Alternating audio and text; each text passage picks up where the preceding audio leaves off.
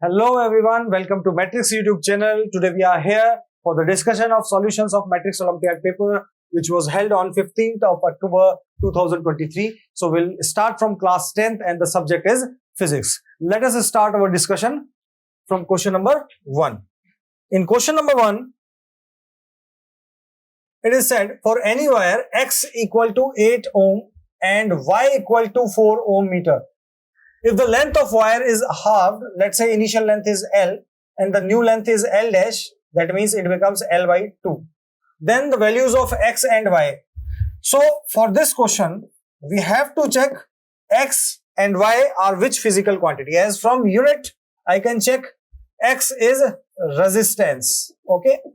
And ohm meter is unit of resistivity, that is denoted by rho, okay?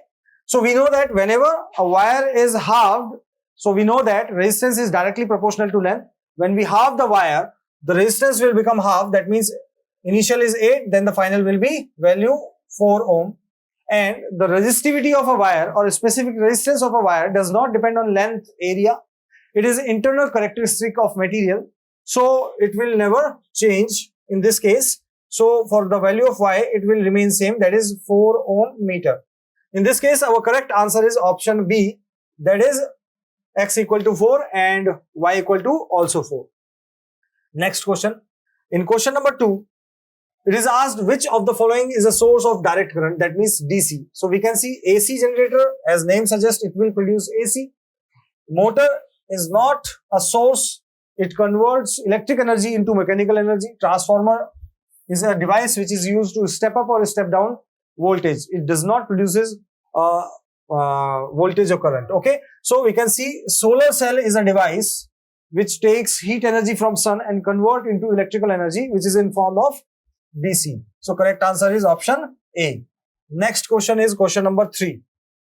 In question number 3, it is said a battery of 12 volt is connected in series with resistors of 0.2 ohm, 0.3 ohm, 0.4 ohm, 0.5 ohm and 12 ohm.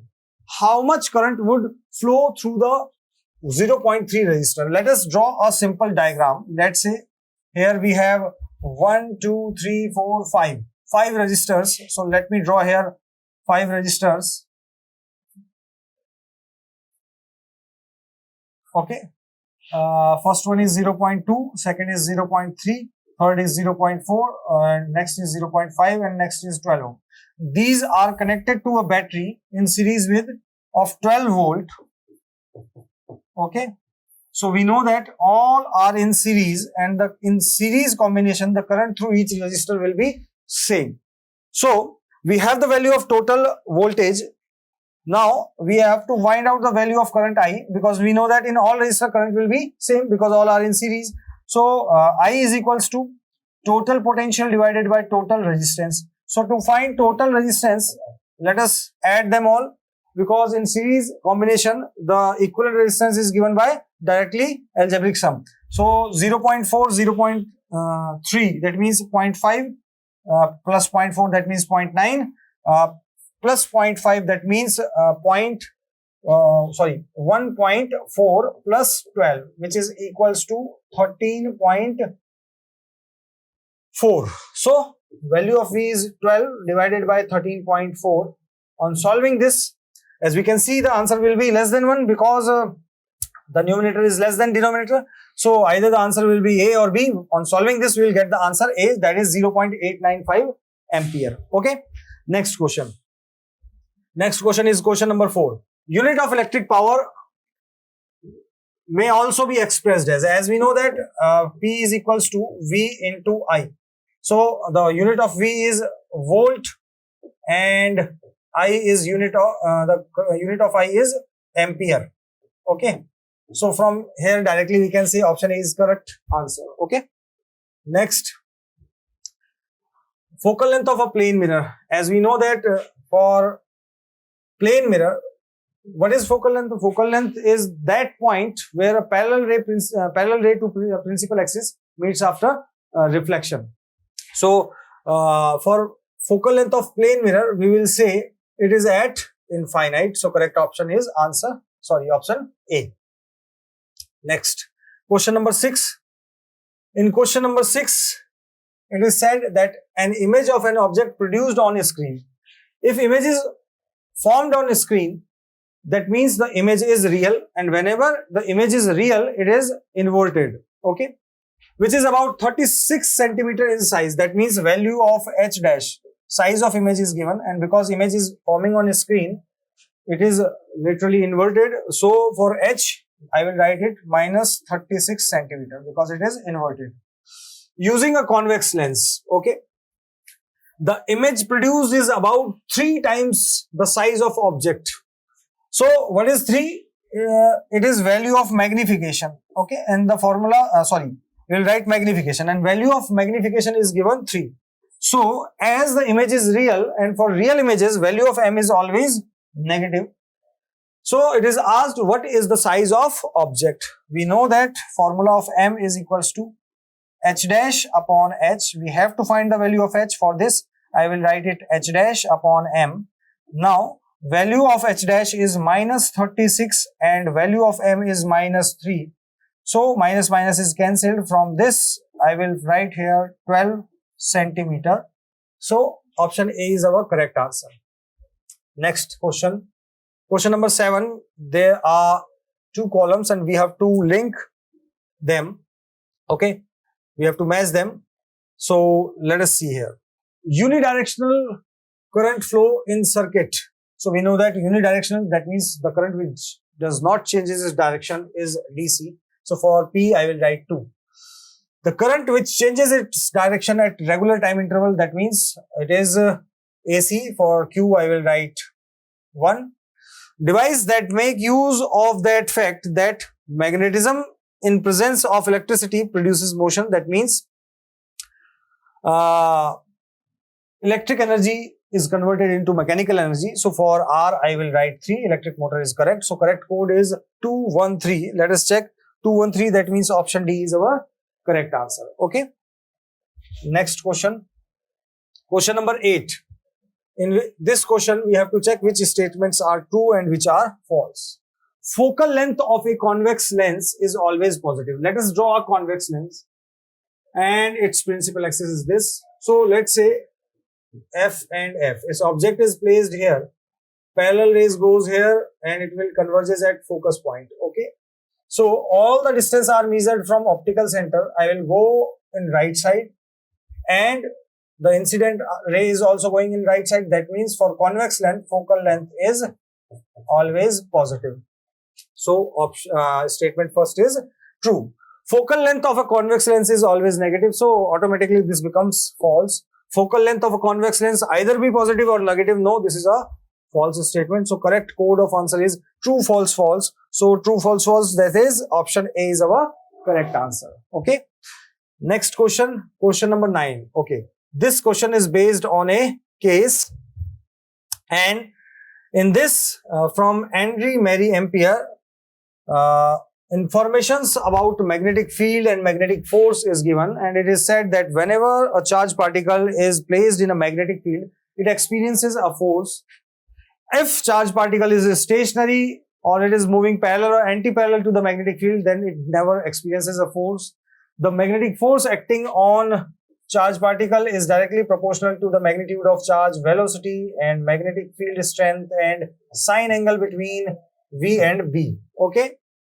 So this information is given in this paragraph, and direction of this magnetic force can be determined by Fleming's left hand rule. Okay.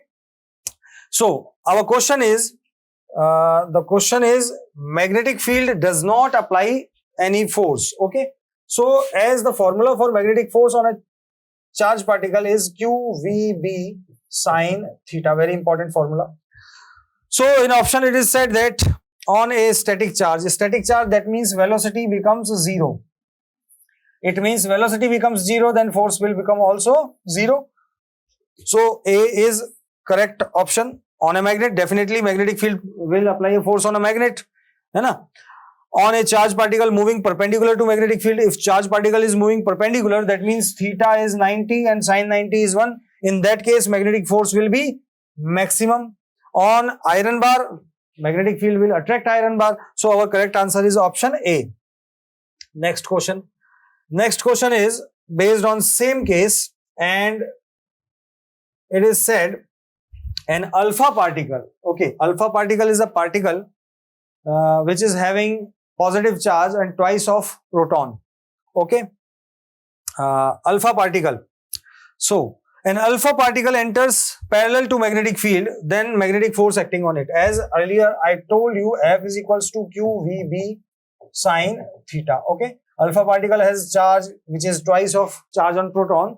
So it is moving with velocity v, which is not given here. In a magnetic field, it enters at an angle parallel. If it is direction of magnetic field is this and it is entering parallel to it, that means angle between v and v becomes 0 degree. And we know that if sine theta, in sine theta we write sine 0, so sine 0 becomes 0, so force will become also 0. From here we can say the force acting on an alpha particle which is entering in a magnetic field parallel direction will be 0. So correct answer is option B. So we have discussed all the questions of class 10th subject physics. For more information regarding result and prizes of Matrix Olympiad, please subscribe this channel. Thank you very much. Hello everyone. Now we will discuss the chemistry portion of class 10th. Okay, now the question is, which of the following is decomposition reaction? So let's see the options. Option first is ZnCO3 gives ZnO plus CO2, means zinc carbonate gives zinc oxide plus carbon dioxide. Second is BaCl2, barium chloride, when react with sodium sulfate, it gives barium sulfate plus sodium chloride.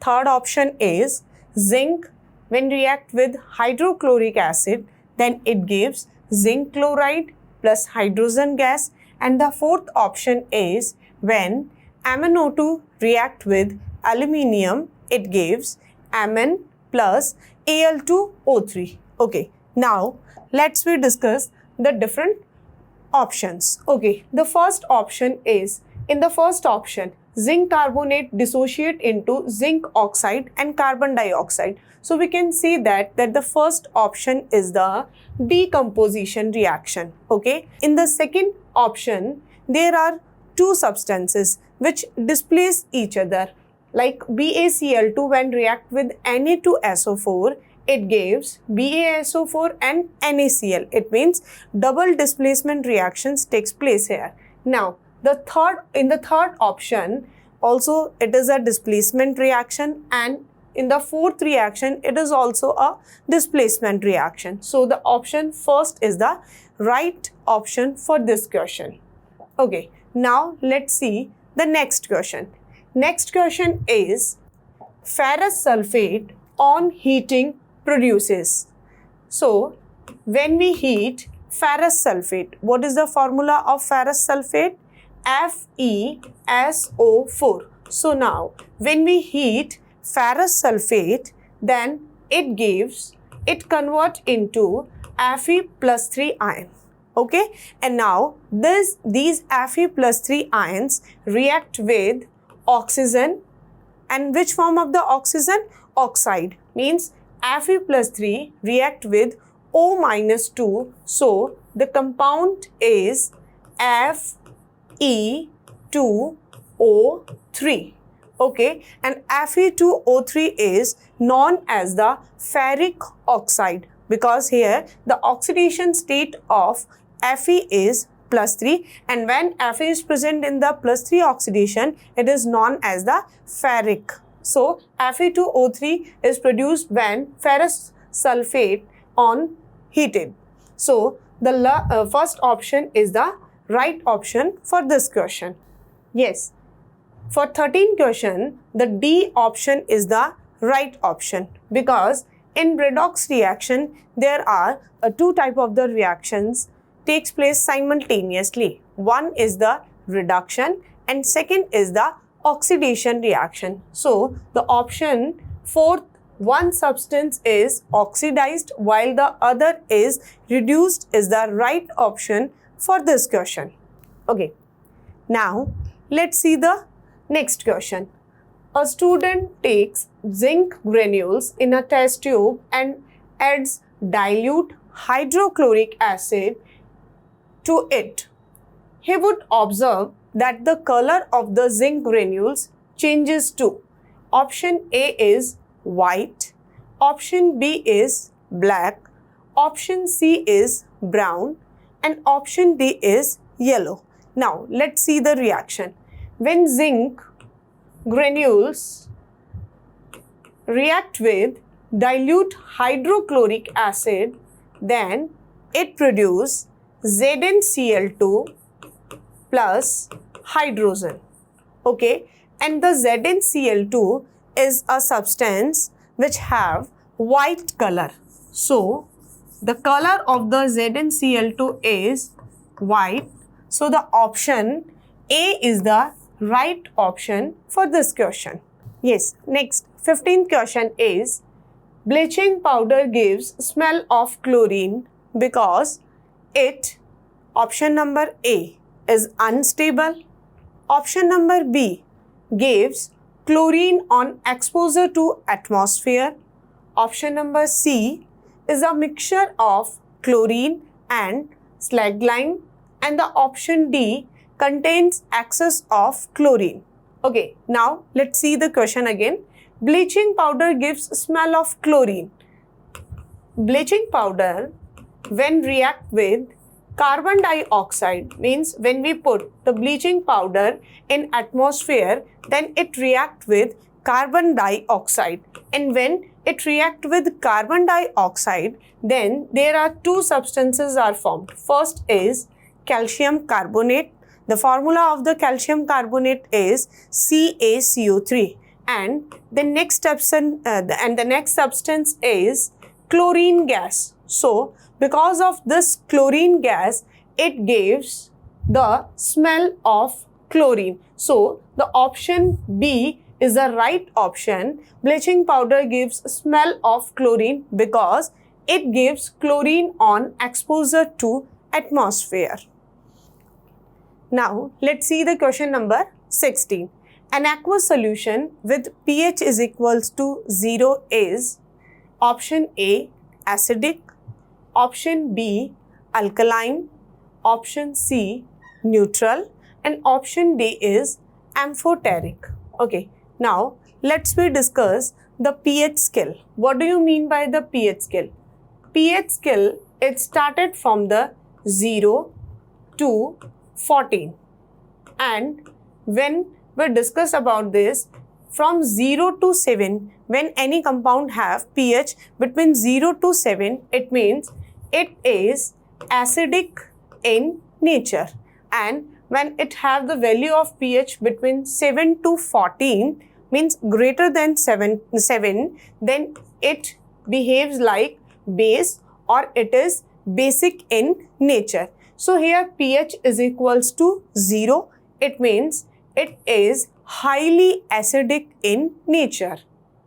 Okay, now let's see the next question.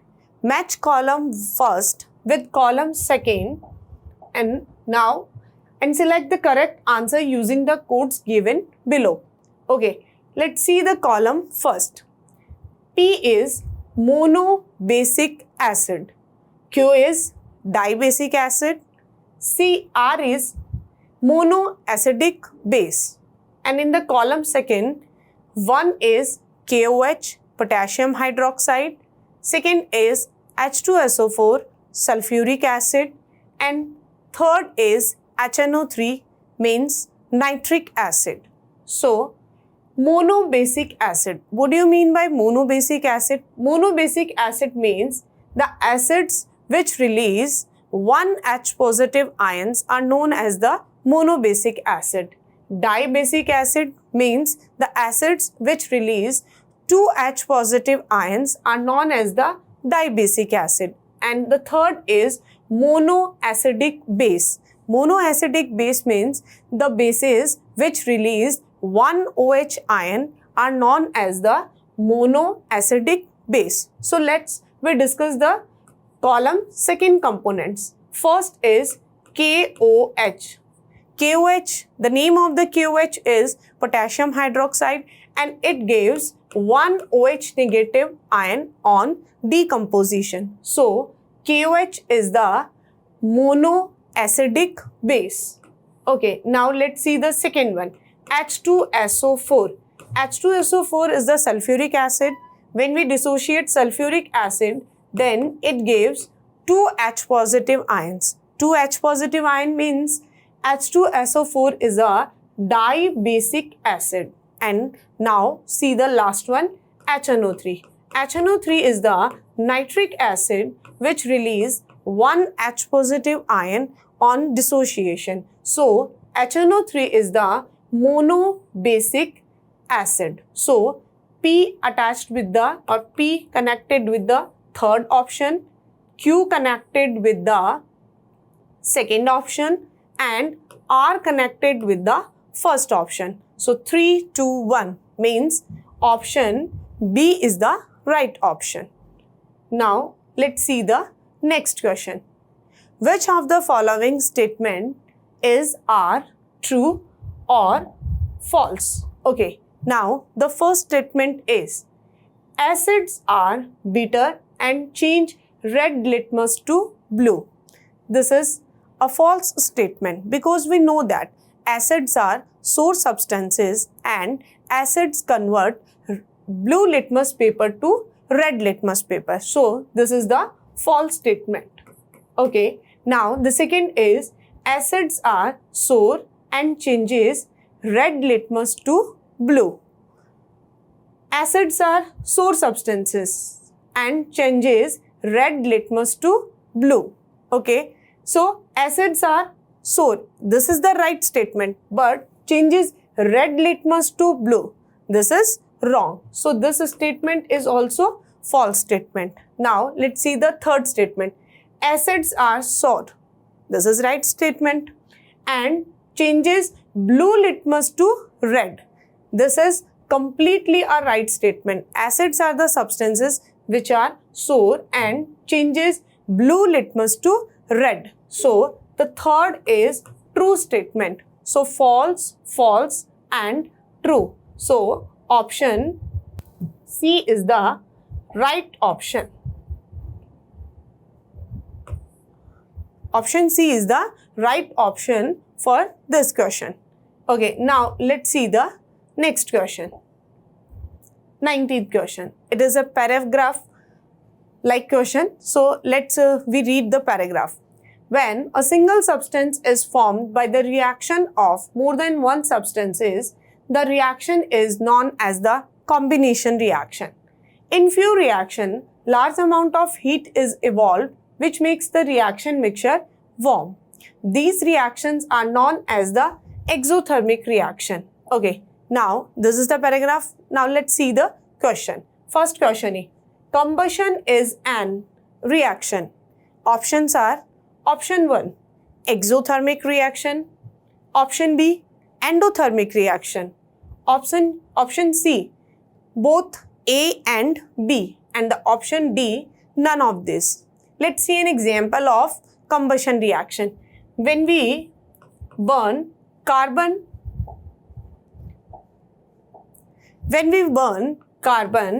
in the presence of oxygen, then it gives carbon dioxide plus heat plus energy. Means when we burn carbon in the presence of oxygen, then it gives carbon dioxide plus heat plus energy. It means this reaction evolved so much heat or energy. So the reactions which evolved or which liberate the heat or energy, that reactions are known as the exothermic reaction. So the option A is the right option for this question. Okay, let's see the next question. Which of the following are combination reaction? Option A is KClO3. When heated, it gives KCl plus 3O2. Means here KClO3 is a substance which decompose into KCl and O2. It means it is not a combination reaction. Let's see the second option. Magnesium oxide, when react with the water, it gives magnesium hydroxide. It means there are the two substances, magnesium oxide and water. When magnesium oxide and water combine with each other, then it produces magnesium hydroxide. So this is right option. Next, the third is when aluminium react with oxygen, it gives aluminium oxide. Means aluminium combine with oxygen, then it gives aluminium oxide. So it is also an example of combination reaction. Now let's see the fourth one.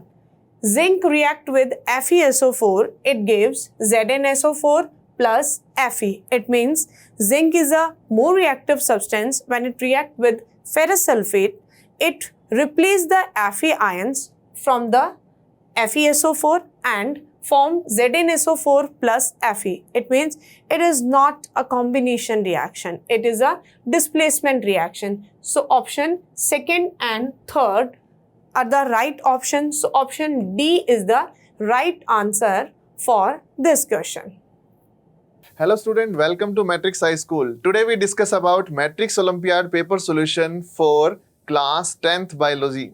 Start. First question is, when a sperm is deposited into the vagina, which route does it travel? जब योनि में शुक्राणु छोड़े जाते हैं तो शुक्राणु किस मार्ग पर गमन करते हैं? Option first, vagina, oviduct, uterus and cervix. Direct oviduct, that is wrong. Vagina, ovary, uterus, oviduct.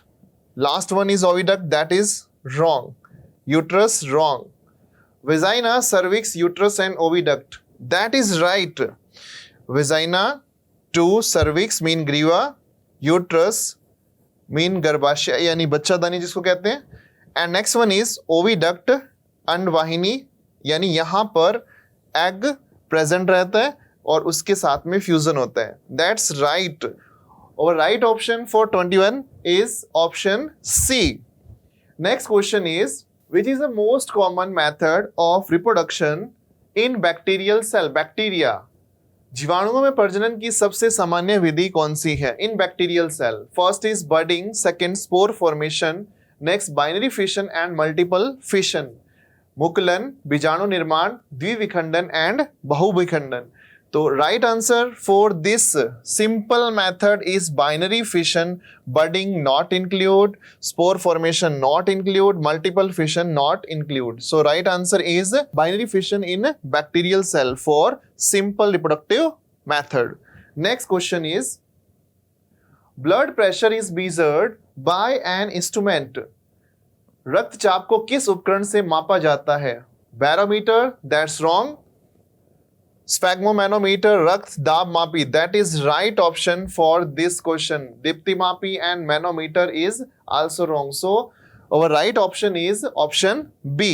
Next question, the process in which loss of water takes place in the form of water vapour through the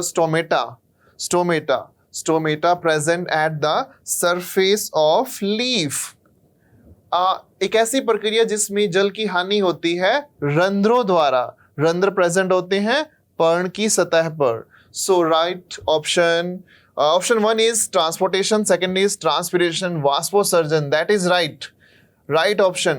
Transpiration, vasosurgeon is a process in which loss of water takes place in the form of water vapor. वाष्प की जो condition रहती है, वाष्प जो बनती है वो यहाँ रंध्रों से निकलकर बाहर की तरफ एटमॉस्फेयर में जाती है. So right option is transpiration, vasosurgeon. Next, which one of the following is correct option? Salivary gland, saliva, that's right. Liver, pancreatic juice, that's wrong. यकृत, अग्नाशय रस wrong रहेगा क्योंकि पैनक्रिएटिक जूस रिलीज होता है पैनक्रियाज से. Liver, pancreatic juice, pancreas, bile juice, it's mean that is wrong. Bile juice released by liver. Liver से जो release होता है वो स्टोर होता है गॉल ब्लैडर में, सो यहां पर ये कॉम्बिनेशन नहीं बन रहा है, रॉन्ग है। Next one is stomach, HCl, salivary gland, saliva. Right option is stomach HCl। अमाशय में HCl बनता है और लार ग्रंथि में लार बनती है, so right option is option C. Next, identify PQR in the given diagram. PQR,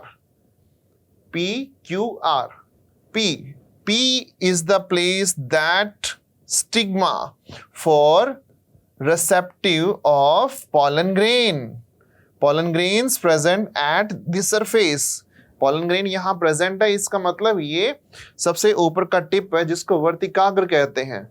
Next one is pollen tube, पराग नलिका, and R present at the embryo sac, भ्रूण कोश में present है, and middle one is R, that is egg present at the egg apparatus. So according to options, P is verticagra stigma, pollen tube, and R is egg cell.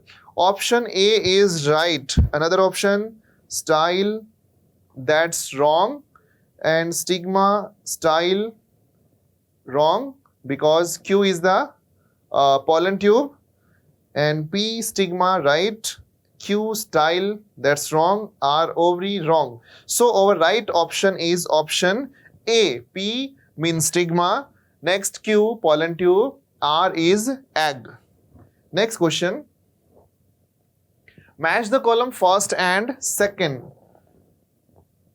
Scrotum, Vrashenkos, scrotum related to male reproductive system, and ovule related to ovary, and spore related to rhizopus, spore formation. So according to match column, P 2 and 1 and 3, 2 1 3. Option A is the right answer for 27th. Next one, which of the following statements true and false? Statements.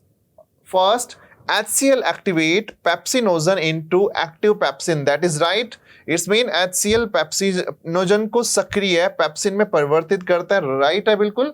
HCl की presence में ही ऐसा होता है जिससे वो stomach के अंदर work करता है प्रोटीन पे।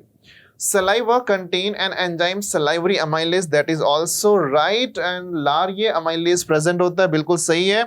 यहाँ कार्बोहाइड्रेट्स को डाइसेकेराइड में कन्वर्ट करने में ये हेल्प करता है। Next one is reduction of carbon dioxide to carbohydrate, that is also right. Carbon dioxide का अपचयन कार्बोहाइड्रेट्स में होता है, ये बिल्कुल सही है। So true, option B is the right answer for these statements. Next question, paragraph question 29 and 30. First, the tiny pores present on the epidermal surface of the leaves that are called A. Tiny pores present at the surface of leaves that are A. The opening and closing of the pore a function of B. Opening and closing, open, close, that are the function of B. Mean to say A and B. B is like cell. Next one is B cells swell when water flow into them cause the pore to open. Water flow into them cause pore to open. And similarly the pore close, open, close. B cell shrink. B cell swell up when open and similarly shrink when close. It's mean यहाँ जो अपन को diagram दिख रहा है ये present है कहाँ पर, पर्ण की सरफेस के ऊपर, और ये सूक्ष्म छिद्र कहा है, इनका नाम ए रखा है। इन सूक्ष्म छिद्रों के खुलने व बंद होने पर बी जो सेल्स प्रेजेंट होती है वो हेल्प करती है, और ये बी जो सेल है इनमें पानी का जब एब्जॉर्प्शन होता है तो ये फुल भर जाती है, स्फीत हो जाती है, जिसमें ये खुल जाते हैं, और जब ये श्रिंक होते हैं तो इससे क्या होगा, ये बंद हो जाते हैं। That are the over paragraph. Now question first, according to this paragraph, in given diagram what is B? B, B is the cell that are the guard cell present at the side, यानी side के अंदर जो present है उन्हें बोलेंगे अपन क्या, guard cell. In given diagram chloroplast, no. Guard cell, right answer. Over right answer is B, guard cell. Next, in given diagram A is main structure that help in. ये जो डायग्राम है हमें मालूम है किसका है, स्टोमेटा का है, रंध्र का है. सो ए जो प्रेजेंट है यहां पर, ये ए किस में हेल्प कर रहा है, क्या फंक्शन रहता है इसका, मेन फंक्शन क्या है. Exchange of gases and transpiration. First option is right. Second, photosynthesis, wrong.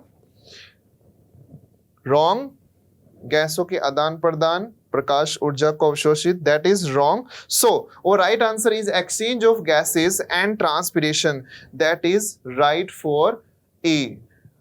29 and 3rd is a diagram question. In this, A and B structure present. B is the guard cell and A is the stomata.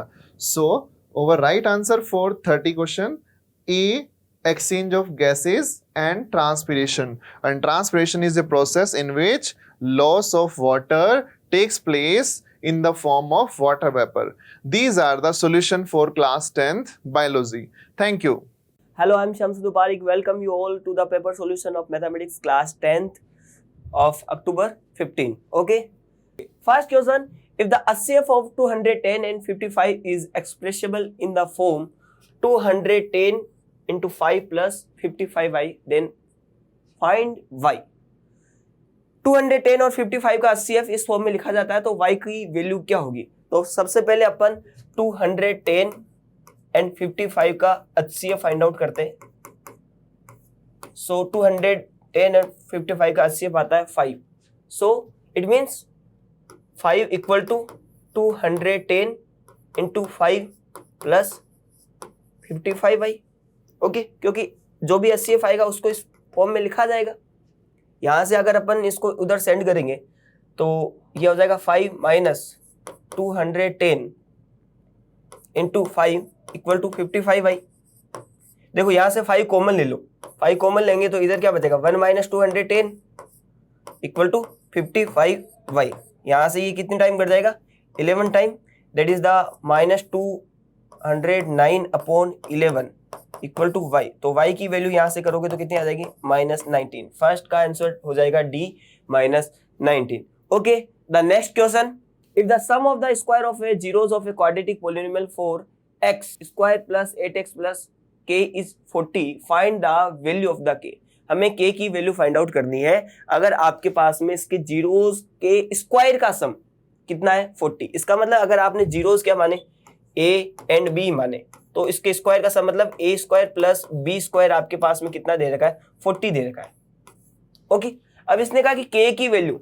अब आपको पता है कोई भी quadratic polynomial है उसको कैसे लिखा जाता है, x square minus a plus b. अगर यहाँ पर a and b are the zeros of हो तो a x square minus a plus b of x plus a B.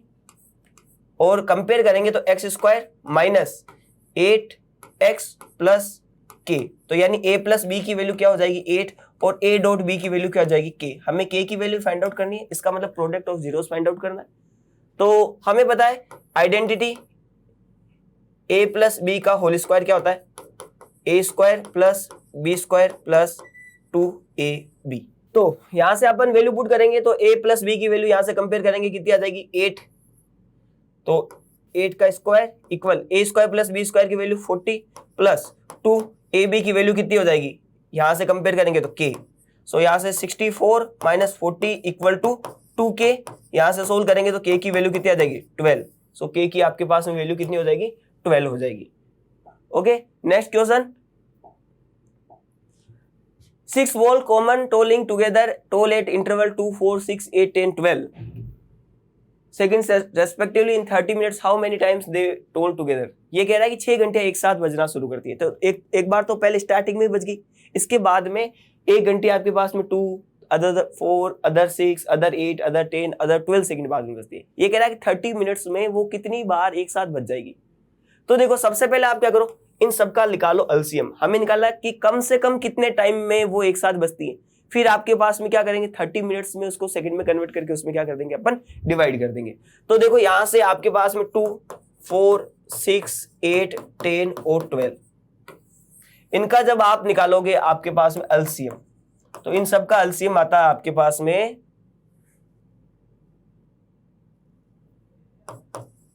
120। Okay, अब ये कह रहा है कि आपके पास में 30 मिनट्स में यानी एवरी 120 सेकेंड्स में आपके पास में वो एक साथ बजेगी। ओके, एक बार तो फर्स्ट बार बज गई, उसके बाद में हर 120 सेकंड के बाद में एक साथ बजेगी। तो आपके पास 30 मिनट्स में कितनी बार बजेगी? तो देखो 30 मिनट्स है, पहले इसको आप सेकंड्स में कन्वर्ट करोगे तो हो जाएगा 30 इंटू 60 सेकेंड्स। इसमें कितनी बार बजेगी? तो इसमें 120 का क्या कर दो आप डिवाइड कर दोगे, तो 120 का डिवाइड करोगे ये 4 और ये कट जाएगा, कितना टाइम हो जाएगा 15 टाइम। यानी एक बार तो वो पहले साथ में बजी और बाकी 30 मिनट्स में वो 15 टाइम बजेगी। तो टोटल 30 मिनट्स में कितनी टाइम बजेगी? वो 15 + 1 कितना टाइम हो जाएगा 16 टाइम्स।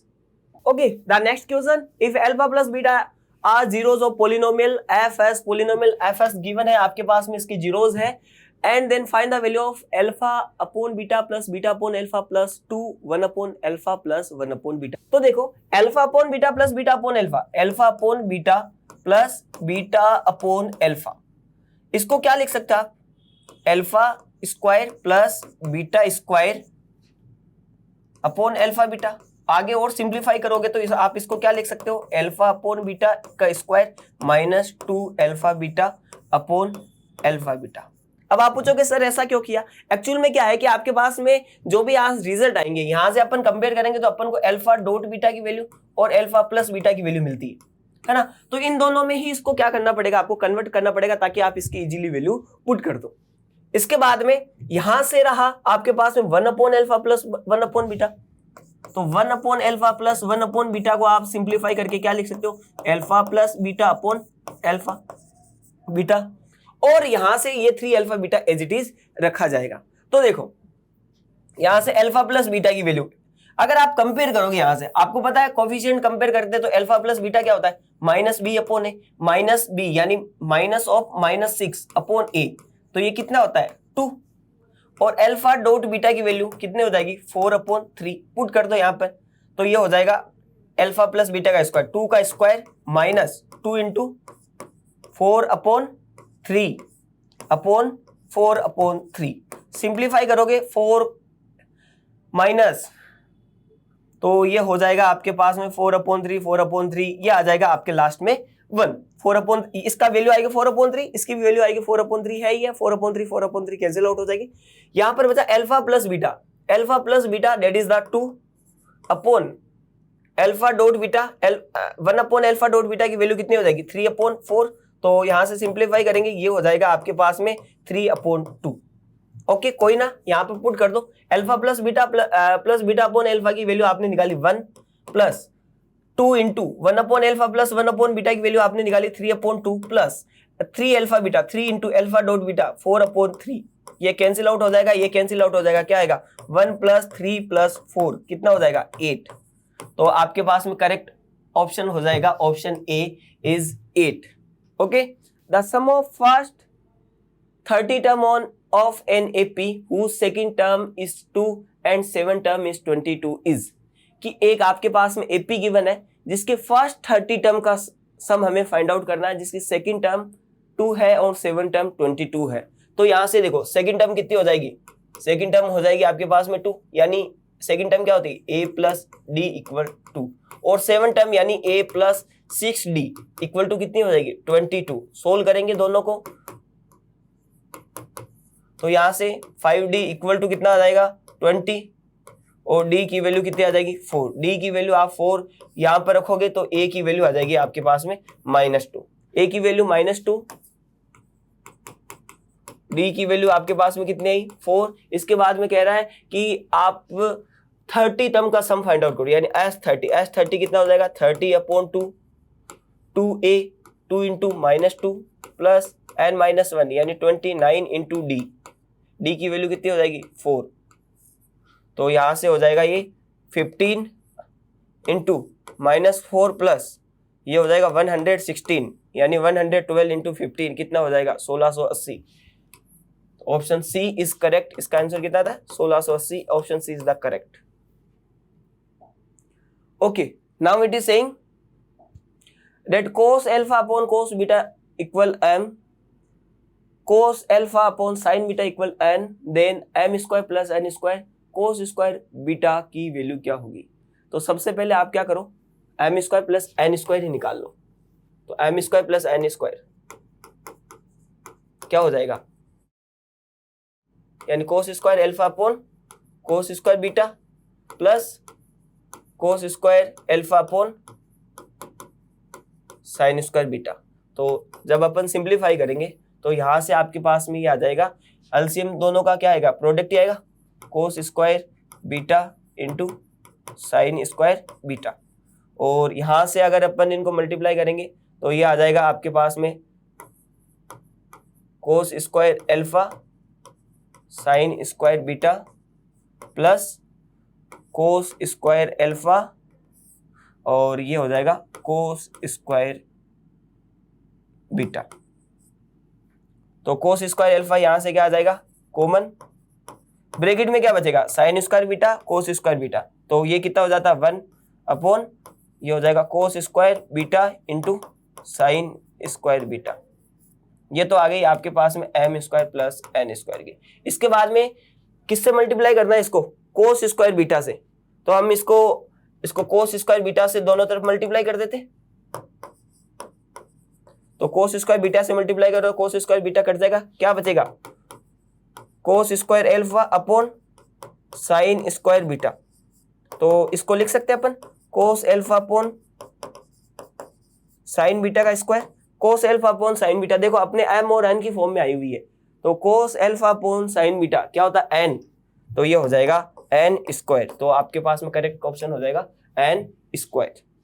देखो 37 क्वेश्चन क्या कह रहा है, if a n equal to 1 upon n minus 1 upon n plus 1 then a1 plus a2 till a100, यानी सबका सब निकालना। तो यहाँ से a1 निकालो, a1 कितना आ जाएगा 1 अपॉन 1 माइनस 1 अपॉन 2, एन की वैल्यू 1 रखोगे तो। इसी तरीके से a2 आ जाएगा 1 अपॉन 2 माइनस 1 अपॉन 3। इसी तरीके से a3 आ जाएगा 1 अपॉन 3 माइनस 1 अपॉन 4।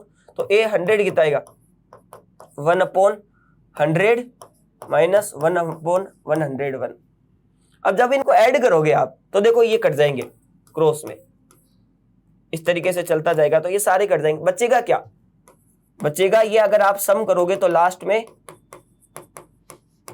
एक तो इधर बचेगा 1, इधर बचेगा 1 अपॉन 101। सोल्व करोगे तो आ जाएगा ये 101 माइनस 100, यानी 100 upon 101। 100 upon 101 is the correct answer.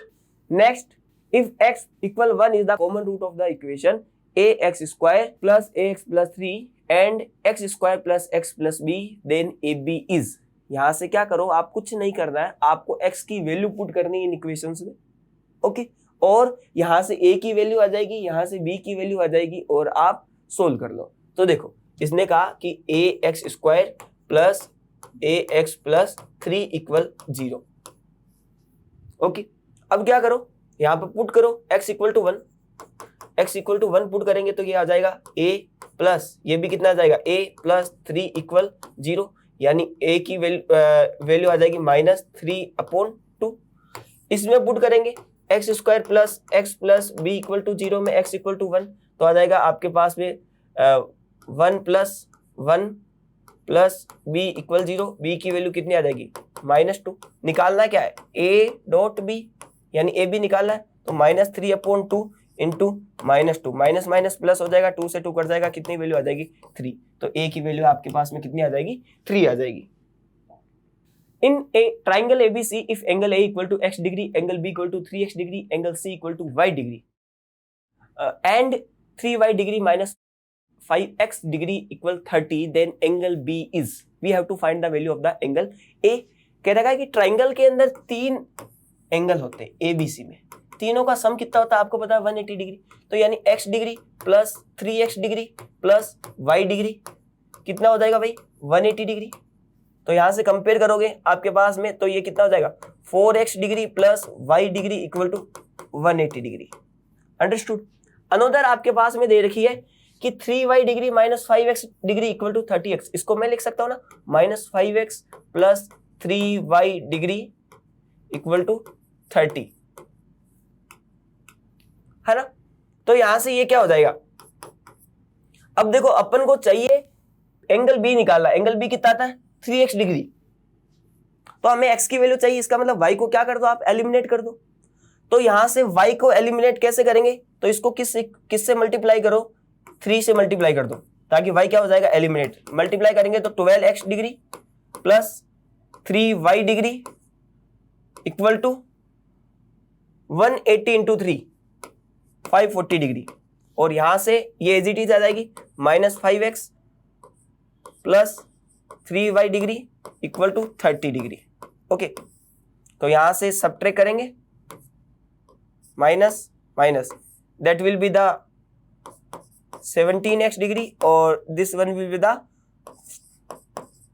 510। The value of the x will be the 30 degree. The value of x is the 30 degree. So it is saying value of b. So 3 into x degree, 3 into 30 is 90 degree. Next question. If x is positive integer such that distance between point P, x, 2 and Q 3 minus 6 is 10 unit, then x is. आपको पता है आपने दो point लिए P और Q। अब इसने कहा कि P आपका कितना है x, 2, Q कितना आपका 3, माइनस 6। अब इसने कहा कि इनके बीच की जो डिस्टेंस है इट इज 10 यूनिट। तो डिस्टेंस वाला फॉर्मूला लगा दो।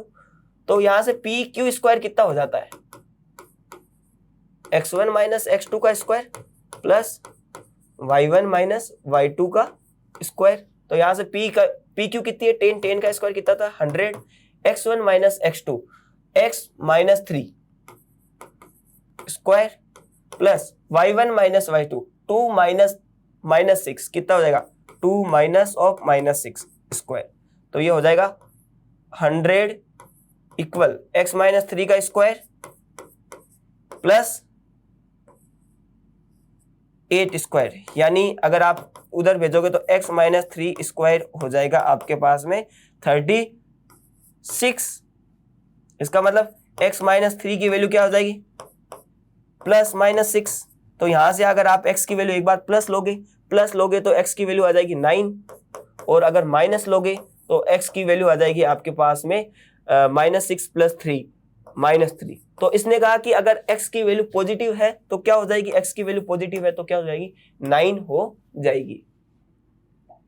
नेक्स्ट कह रहा है if x equal to a cos theta and y equal to b sin theta then b square x square plus a square y square. तो कुछ नहीं करना, यहाँ पर रख दो b स्क्वायर x स्क्वायर क्या हो जाएगा a square cos square theta plus a square y square, a square into y square क्या हो जाएगा b square sine square theta. यहां से देखो a स्क्वायर b स्क्वायर क्या आ रहा है common, a square b square common लिया, cos square theta plus sine square theta, cos square theta plus sine square theta कितना हो जाता है 1 हो जाता है। तो ये हो जाएगा a स्क्वायर b स्क्वायर। तो correct answer is a square b square. Next question if the perimeter of the triangle with the coordinates find out करना है हमको, तो कैसे करेंगे। तो देखो ग्राफ बना लो इसका 0 4 x की वैल्यू 0 y की वैल्यू 4, तो ये यहां पर लाई करेगा 0 4। Second is 0 0 0 0 and third is 3 0, that is the 3 0। अब ये ट्राइंगल एक है ना, ये आपका क्या हो गया एक ट्राइंगल। तो देखो ये डिस्टेंस कितनी हो गई आपके पास में 3, ये डिस्टेंस कितनी हो गई आपके पास में 4। तो अगर यहाँ पर ये 90 डिग्री होता है तो ये डिस्टेंस कितनी हो जाएगी आपके पास में 5। तो यहां से आपके पास में पेरीमीटर कितना हो जाएगा 5 4 9 9 3 12। तो कितना हो जाएगा D 12 ऑप्शन आपका क्या हो जाएगा correct. Next question if the length of the shadow of a tower is √3 times that is of its height then the angle of elevation. कह रहा है कि आपके पास में एक टावर की शेडो की लेंथ आपके पास में उसकी हाइट की क्या है √3 गुना, यानी अगर आपके टावर की हाइट अगर आपने x मानी तो ये कितनी हो जाएगी √3x।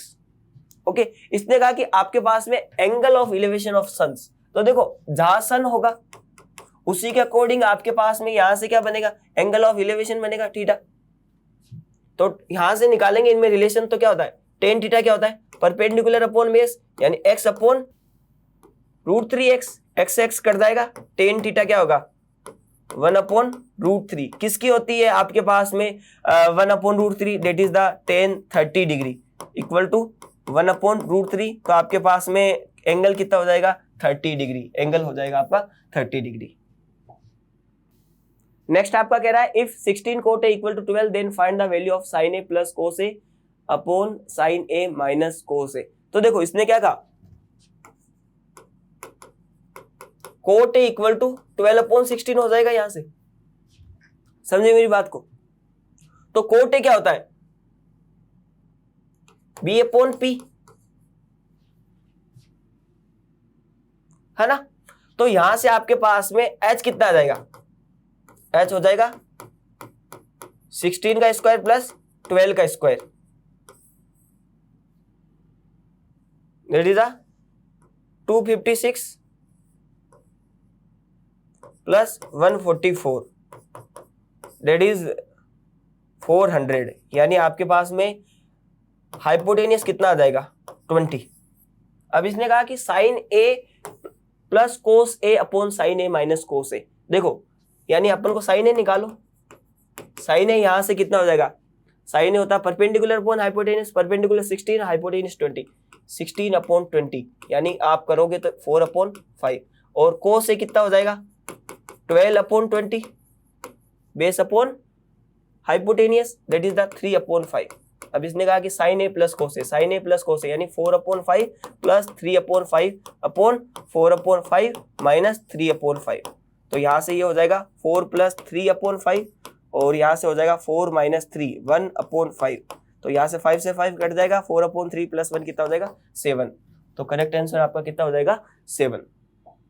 Okay 45 question if x/3 plus y/4 equal to 4 and 5x/6 minus y/8 equal to 4 then find the value of x of y। यहाँ दो लीनियर इक्वेशन है टू वेरिएबल में, इनको अपन को क्या करना है सोल्व करना है, x और y की वैल्यू निकालनी है। तो यहाँ पर क्या दे देगा x/3 प्लस y/4 इक्वल 4 और अदर क्या दे रखा है आपके पास में 5x/6 minus y/8 equal to 4। देखो आप y को एलिमिनेट कर सकते हो, तो क्या करो इस पूरी की पूरी इक्वेशन को 2 से क्या कर दो मल्टीप्लाई कर दो। तो ये क्या हो जाएगा आपके पास में 2 से मल्टीप्लाई करके 5/3x माइनस y/4 इक्वल 8, और ये क्या दे रखी है x/3 प्लस y/4 इक्वल कितनी हो जाएगी 4, कर दो एलिमिनेट। ये देखो इनके आपके पास में साइन सेम है तो ऐड कर देते, तो प्लस करेंगे ये कैंसिल आउट हो जाएगा, 5/3 प्लस x/3 कितना हो जाएगा 5/3x plus x/3 that is the 2x equal to 12। x की वैल्यू कितनी आ जाएगी आपके पास में 6, x की वैल्यू 6 आ गई। देखो एक ही ऑप्शन में है अपने पास में x की वैल्यू 6, बट अपन निकाल लेते हैं दूसरा ऑप्शन, तो यहाँ पर x की वैल्यू 6 रखोगे आप, तो ये हो जाएगा 6/3 प्लस y/4 इक्वल 4। तो y की वैल्यू आपके पास में कितनी आ जाएगी 2, यहाँ से 2 को इधर से सब्ट्रैक्ट करोगे तो ये भी हो जाएगा आपके पास में 2, 4 से मल्टीप्लाई करोगे तो ये हो जाएगा 8। तो y की वैल्यू आपके पास में 8, x की वैल्यू 6, तो option B is the correct. Next क्या कह रहा है in a given figure angle B and angle D is a right angle, AD equal to 4, BD equal to 3, CB equal to 12 centimetre, then find the value of the cot theta. हमें cot theta की value find out करनी है। इसने कहा B और D right angle है, AD equal to 4, तो AD ये कितनी है 4, BD इक्वल टू 3, ये 3 है। देखो ये 90 डिग्री है यहाँ पर, तो ये कितना हो जाएगा आपके पास में 5 हो जाएगा। इसके बाद में इसने बोला कि CB इक्वल टू 12, अगर यहां से राइट एंगल है, ये इसका परपेंडिकुलर मानो, इसको बेस मानो, तो आपके पास में यहां से अब हमें इसने कहा कि वैल्यू निकालनी है आपके पास में कोट थीटा की, है ना, क्योंकि थीटा के सामने वाला परपेंडिकुलर और ये क्या हो गया बेस। तो आपके पास में कोट थीटा की वैल्यू क्या होती है base upon perpendicular.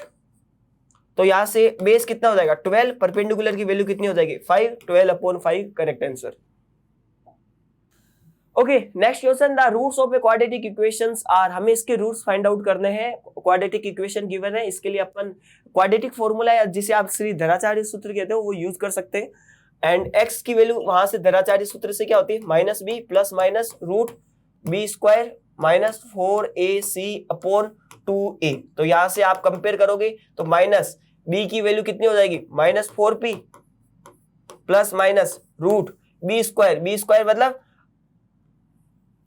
Minus 4p का स्क्वायर माइनस 4, a की वैल्यू यहां पर कितनी है 1 एंड c की value 4p square minus q square, understood, upon 2a की वैल्यू कितनी है 1। तो यहां से हो जाएगा 4p प्लस माइनस ये हो जाएगा 16p square.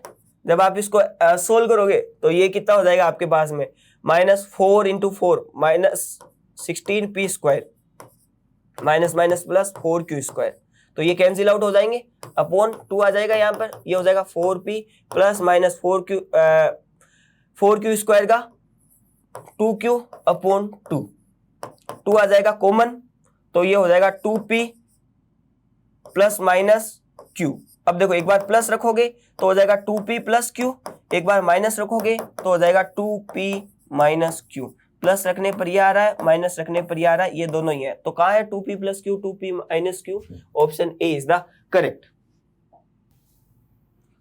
Okay, the next question, in a given figure the value of the x for which DE parallel BC। ये कह रहा है कि आपके पास में D किसके पैरेलल है, BC के। तो उस केस के अंदर आपके पास में आपको पता है AD अपॉन DB इक्वल हो जाएगा आपके पास में AE अपॉन EC के, यस और नो। तो यहां से कंपेयर करोगे तो x upon 3x plus 19 equal x upon 3x plus 4। जब क्रॉस मल्टीप्लाई करोगे आप इनको तो आ जाएगा आपके पास में 3x स्क्वायर प्लस 4x और 9x 13x plus 12 equal 3x square plus 19x।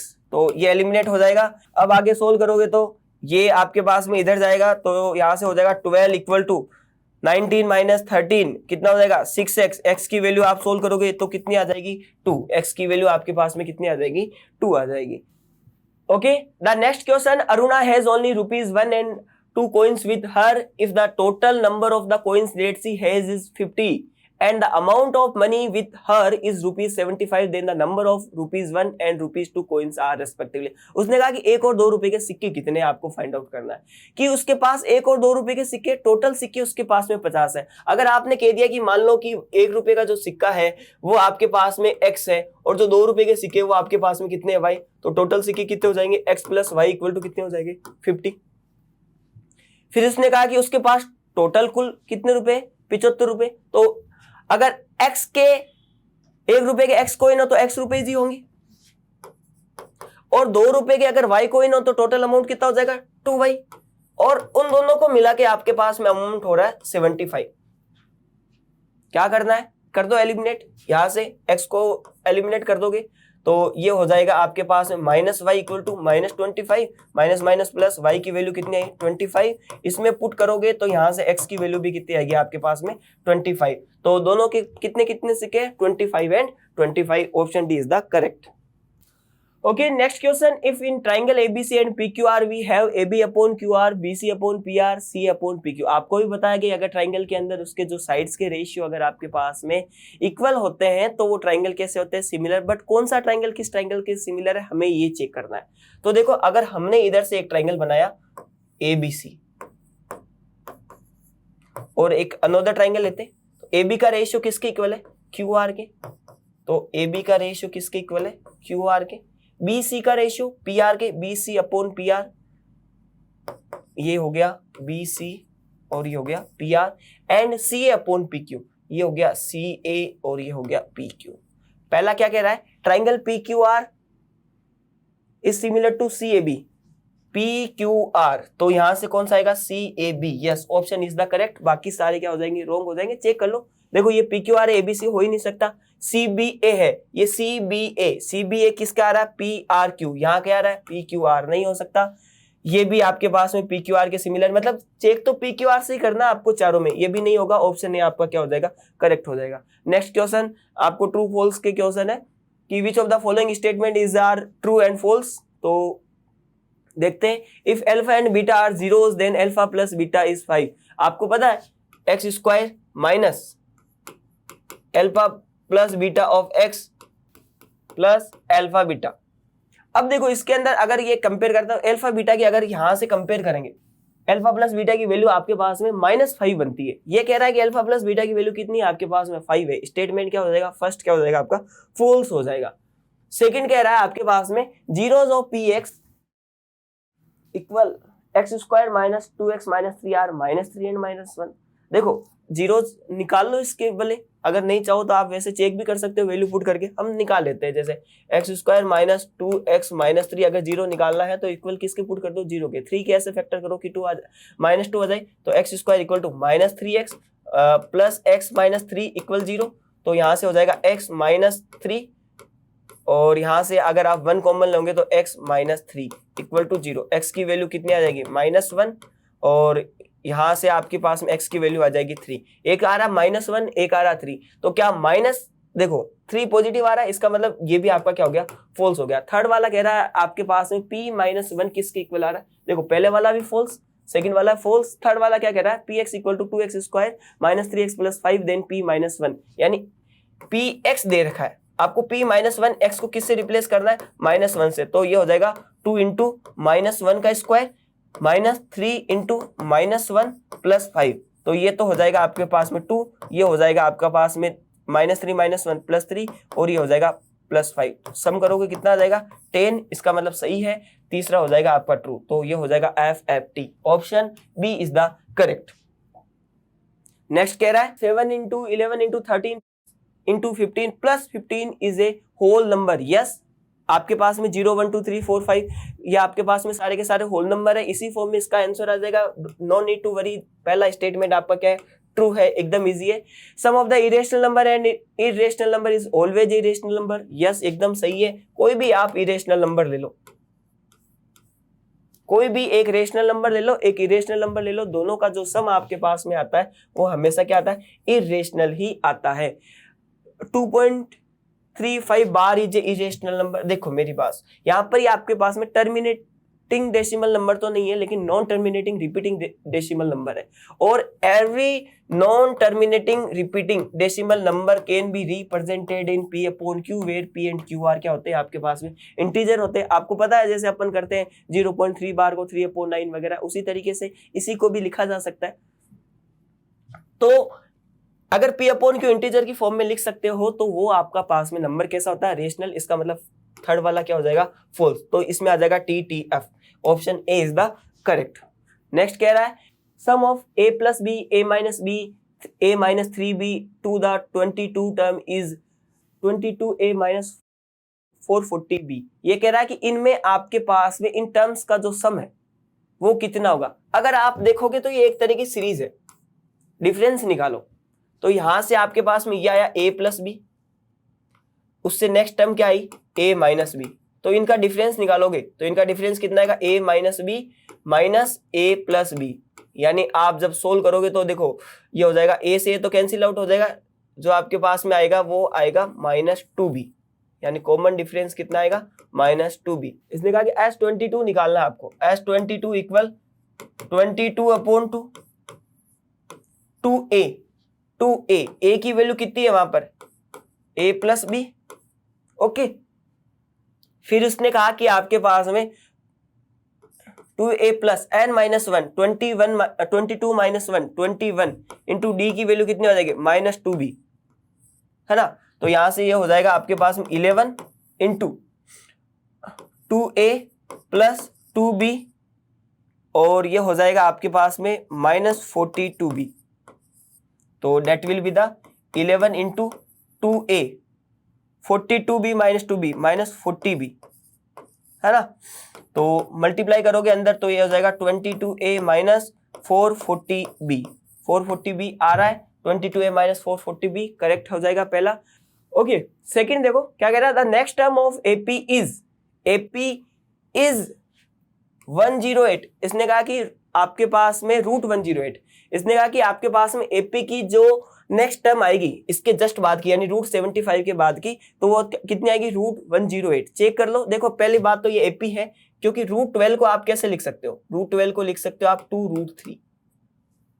Next √27 को लिख सकते हो आप 3√3। इसके बाद में √48 को लिख सकते हो 4√3 एंड √75 को लिख सकते हो 5√3। तो नेक्स्ट टर्म आपके पास में कितनी आएगी, यानी इस टर्म में आप कॉमन डिफरेंस क्या कर दो, ऐड कर दो। तो अगर आप इनका दोनों का कॉमन डिफरेंस निकालते हो तो 3√3 माइनस 2√3 जब निकालोगे तो आएगा कितना आएगा, √3। तो आप क्या करो, 5√3 में √3 ऐड कर दो, तो ये कितना आ जाएगा आपके पास में 6√3। तो आप 6√3 को क्या लिख सकते हो, रूट में 6 × 6 × 3, तो ये हो जाएगा 36 × 3 108। तो ये वैल्यू आ जाएगी रूट में 108। इसका मतलब ये भी आपका स्टेटमेंट क्या है, ट्रू है। Okay, third, if 1/x + 2, 1/x + 3, 1/x + 5 are in AP, then x = 2।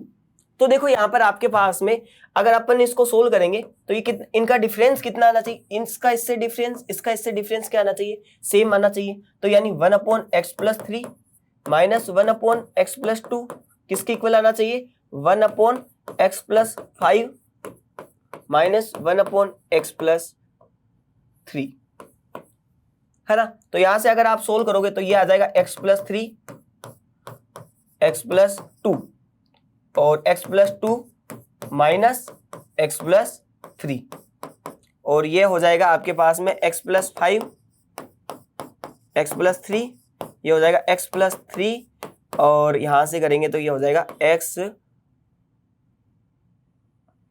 Minus x + 5। Solve करोगे तो यहां से क्या बच जाएगा आपके पास में 2 - 3 माइनस 1/x + 2 और x + 3, और यहां से ये बच जाएगा आपके पास में -2/x + 5 और x + 3। देखो x + 3 से x + 3 कट जाएगा। जब आप इसको सोल्व करोगे तो ये आ जाएगा x + 5 माइनस में, और इधर से आ जाएगा आपके पास में -2x + 2। सिंप्लीफाई करोगे तो -x - 5, और यहां से आ जाएगा -2x - 4। आगे इसको उधर भेज दो तो ये हो जाएगा आपके पास में x, और यहां से अगर आप सोल्व करोगे तो -5 + 1, यहां से भी कितना आएगा 1। x की वैल्यू कितनी आ रही है आपके पास में 1 आ रही है, तो आपका थर्ड स्टेटमेंट फॉल्स हो जाएगा। तो TTF option D is the correct. Okay, next question, match the column 1 with column 2। P is the area of the triangle whose vertices are. एक ट्राइंगल का एरिया निकालना है जिसके वर्टिसेस गिवन है, तो क्या होगा, फॉर्मूला आपको पता है, area of the triangle equal to 1/2 x1 y2 - y3 plus x2 y3 - y1 plus x3 y1 - y2। वही वाला यूज करना है, x and y are the coordinate of the vertices. So यहां से हो जाएगा 1/2, x1 की वैल्यू हो गई 1, y2 - y3, y2 - y3, 6 - -5 कितना हो जाएगा 11, प्लस x2 की वैल्यू हो जाएगी -4, y3 - y1 -5 प्लस 1, माइनस करेंगे तो वो प्लस हो जाएगा, तो that will be the -4 plus x3 की value -3, y1 - y2, y1 - y2 -1 -6 कितना हो जाएगा -7। तो that will be the 1/2 11 plus 16 plus 21, that will be the 48/2 equal to 24। So first का क्या हो जाएगा 24।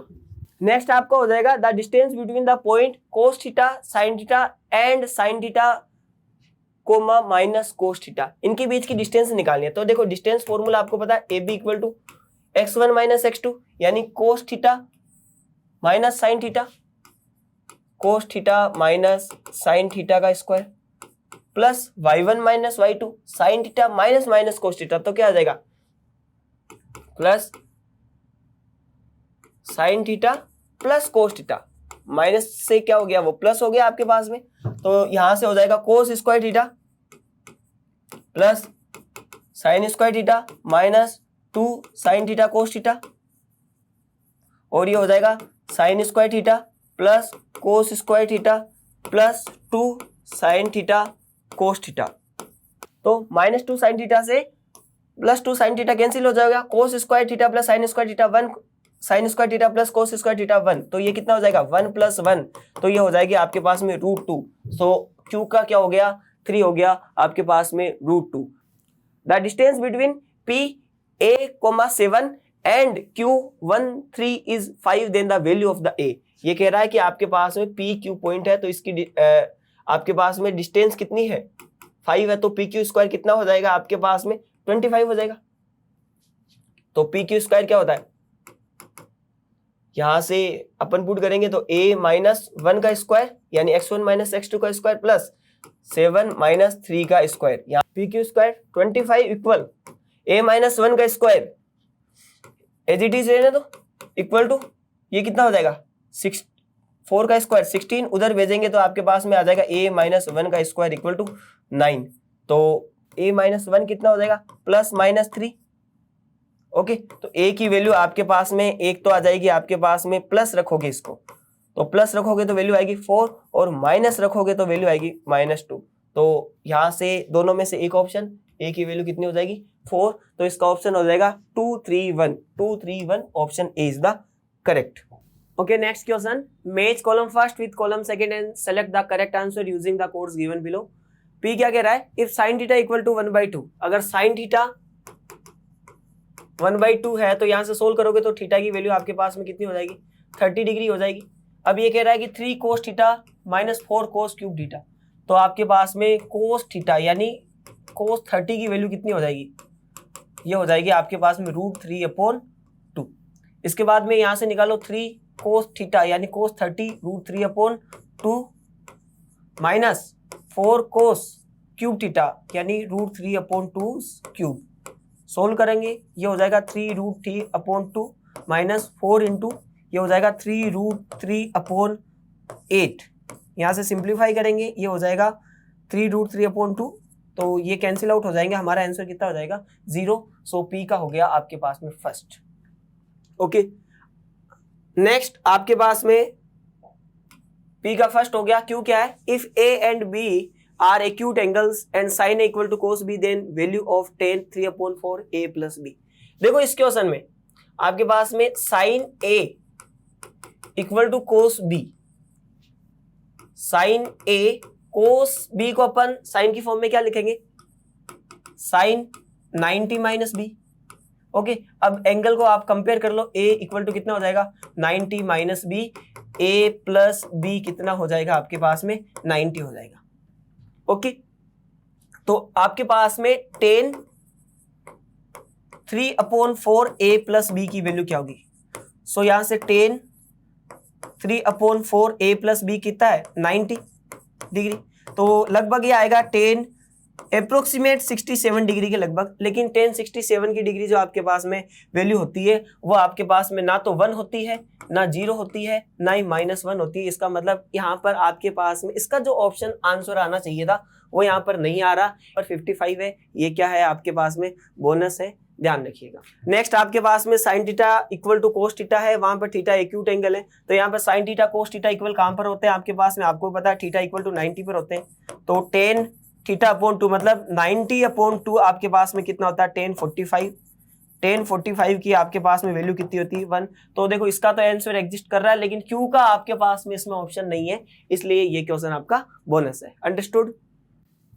Next question number 56, from the figure angle of elevation theta is. अगर आप इसको ऑब्जर्व करोगे तो इसने कहा कि इसके अंदर थीटा की वैल्यू क्या होगी। तो आपके पास में जब डायग्राम देख रहे हो तो इसके अंदर मतलब थीटा के सामने वाला क्या होता है परपेंडिकुलर, और ये क्या होता है बेस। तो tan यूज कर सकते हैं, पर tan theta equal to perpendicular upon base 50√3 upon base 50, ये कट जाएगा tan थीटा इक्वल टू √3 कहां पर होता है आपके पास में, ये होता है आपके पास में tan 60 पर। तो यहां से आपके पास में tan थीटा की वैल्यू कितनी हो जाएगी tan 60, तो थीटा की वैल्यू कितनी हो जाएगी आपके पास में 60 डिग्री। तो फर्स्ट का ऑप्शन हो जाएगा A. If the height of the tower and shade of the tower are equal then the angle of elevation. I told you अगर इस सिचुएशन ऐसी आती है तो जैसे ये टावर है, ये टावर की शेडो है, ये टावर की हाइट है, अगर ये दोनों सेम होती है इसका मतलब ये एक्स है तो ये भी कितना होगा एक्स, तो tan theta equal to X upon X, तो टेन थीटा इक्वल टू 1। कहां पर होता है ये, टेन थीटा होता है 1 होता है आपके पास में टेन 45 पे, तो थीटा की वैल्यू कितनी हो जाएगी 45 डिग्री। ये हो गया आपके पास में। थर्ड क्या कह रहा है, if the length of the shadow √3 times of height of the tower. ये आपके पास में टावर की हाइट x है तो उसकी जो शेडो की लेंथ है वो कितनी हो जाएगी √3x। तो यहां से आपके पास में वही अगर इसको थीटा मानोगे तो टेन थीटा कितना हो जाएगा आपके पास में x अपॉन √3x, ये हो जाएगा आपके पास में टेन 30 डिग्री पर, यानी 1 अपॉन √3 किस पे होता है टेन में 30 डिग्री पे, तो थीटा की वैल्यू कितनी हो जाएगी 30 डिग्री, तो हो जाएगा 132 option D is the correct. Next कह रहा है कि Kavita is student of class 10, she has to make a project on introduction to trigonometry. She decided to make a dog house which is triangular shape. She used to cardboard to make the dog house. Considering front side of the dog house is a right triangle, PQR is a right angle 8R.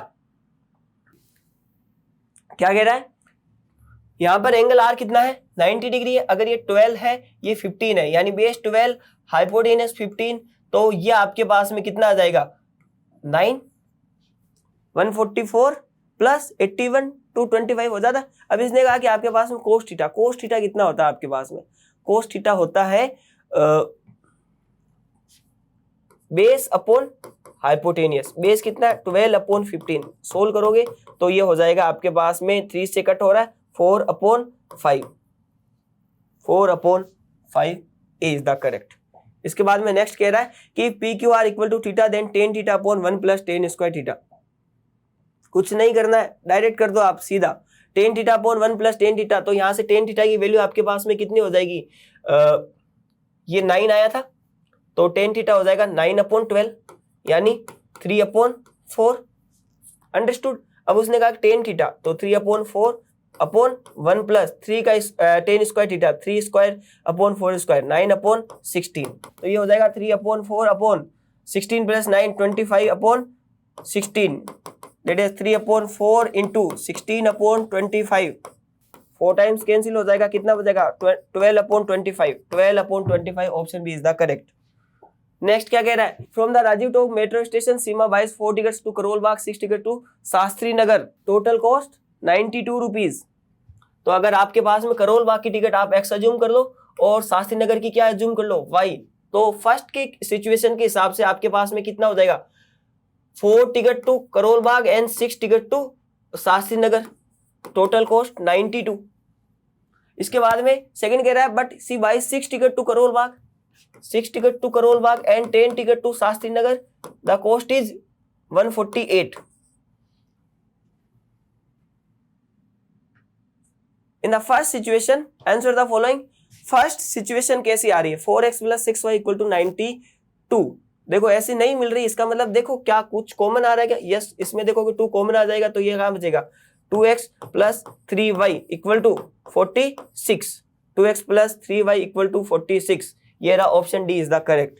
Second क्या कह रहा है, same ही paragraph है, राजीव चौक से शास्त्री नगर तक का किराया, यानी फ्रॉम राजीव चौक जा रही है तो अपन को शास्त्री नगर, तो यहां से वापस लिखो ये equation 4x plus 6y equal to 92 and ये हो जाएगा आपके पास में 6 ticket 6x plus 10y equal to 148।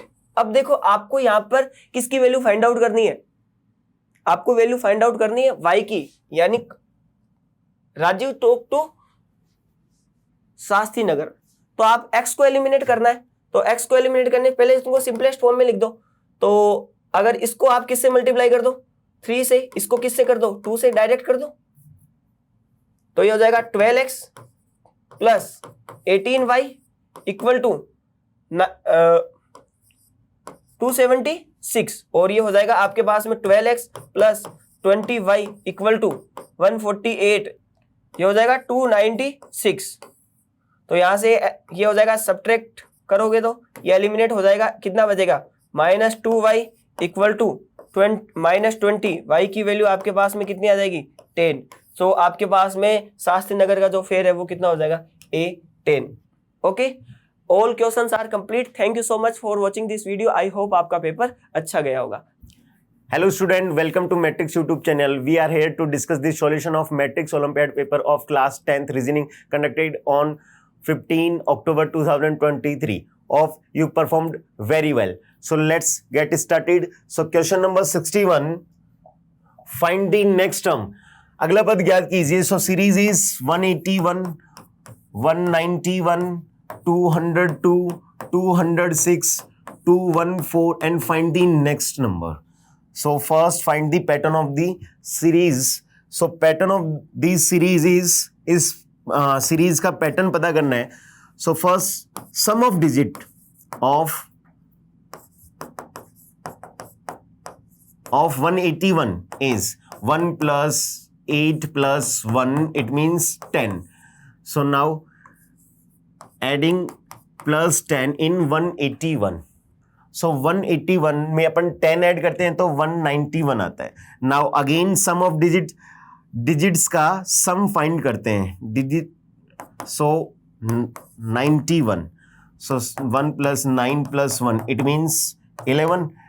Now adding 11 in 191, it means 202. Now find the sum of digits. 202 plus 0 plus 2, it means 4. Now adding 4 in 202, it means 206. Now 206, find the sum of digit of 206. 2 plus 0 plus 6, it means 8. Now adding 8 in 206, it means 214. Now find the sum of digits of 214, it means 2 plus 1 plus 4, it means 7. Adding 7 in 214, it means 214 plus 7, 221.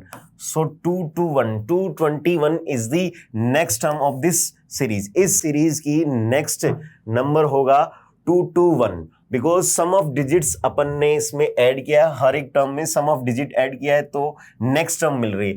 तो 214 का सम of digit आता है 7. 7 214 में 7 add करते हैं तो 221 find होता है. So next number is 221. Okay, let's move on to the next question. So next question is question number 60. To find the next term, find the next term of this series. First, so series is DHL PTX BFJ and find the next alphabet series. Okay, first find the pattern of this series. इस series का pattern पता करते हैं. सो position of D in English alphabet is 4. English alphabet में D की position होती है 4, H की होती है 8, एल की होती है 12. सो +4 +4 +4. Okay, so now adding again +4 for the next series, next term. So P means 16. Position of P in English alphabet is 16. English alphabet में पी की पोजीशन होती है 16. T means 20, X means 24. It means again adding +4. Similarly, adding +4 for find the next term. अगला पद ज्ञात करने के लिए +4 ऐड फिर से कर देते हैं लास्ट नंबर में. तो X में अपन +4 ऐड करते हैं तो X means 24 +4, it means 28. So English alphabet 26 तक होते हैं, लेकिन वापस से restart. 27 it means A, 28 it means B, 29 it means C, 30 it means D, so on.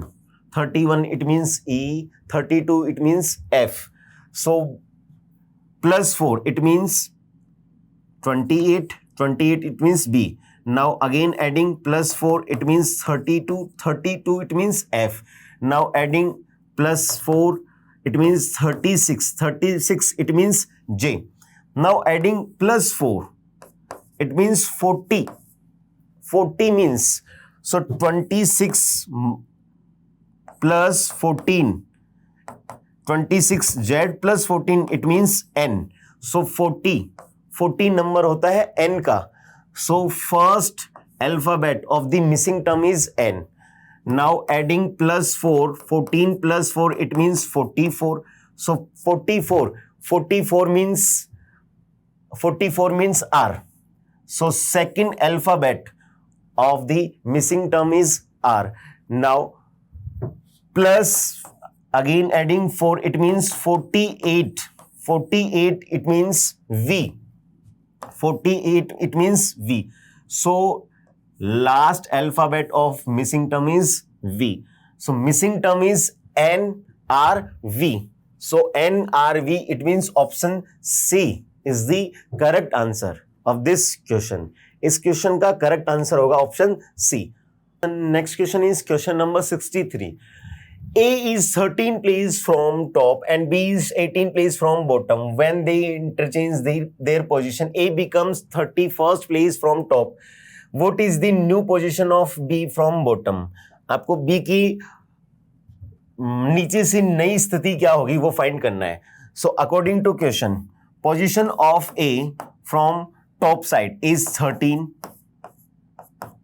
and position of B from the bottom side is 18th. If they interchange their position, वे जब अपने स्थान आपस में बदलते हैं, it means हो गया A की प्लेस पर B आ गया और B की प्लेस पर A हो गया. It means ये हो गया A की प्लेस यहां पे B हो गया और यहां पे A हो गया. तो A का क्रम ऊपर से 21वां हो जाता है. तो A becomes 31st place from top. So A की टॉप से प्लेस हो जाएगी 31st. So what is the new position of B from bottom? आपको बी की बॉटम साइड से पोजीशन फाइंड करनी है. ऐसे क्वेश्चन में फर्स्ट फाइंड कीजिए total number of person. So find the total number of person is equals to bottom position top position plus bottom position of the same person -1. एक ही person का top position और उसी person का bottom position -1. Okay, so top position कौन सा ऐसा person है जिसका टॉप पोजीशन भी गिवन है और बॉटम पोजीशन भी गिवन है? सो ए ऐसा पर्सन है जिसकी टॉप पोजीशन भी गिवन है और बॉटम पोजीशन भी गिवन है. So top is equals to 21 plus bottom position is 18 -1. It means 39 -1, it means 38. So there are 38 person in this queue. Okay. So find the position of B from bottom. B की bottom side से position find करनी है. So find the position of B from bottom side.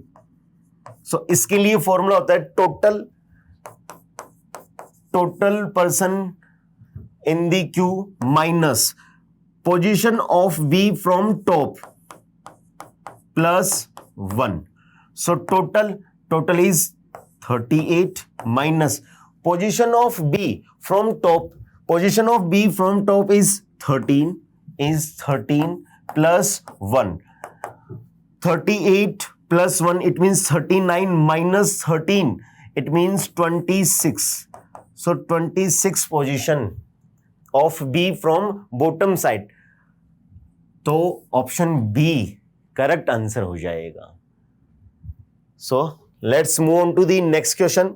Next question is question number 64. In a row of 29 boys, Rohit is 19th place from left and Ashok is 19th place from right. How many boys are there between them in row? 29 boys की एक रो है. रोहित की left side से position 19 और अशोक की भी 19 position right side से. सो अशोक भी 19 पोजीशन राइट साइड से.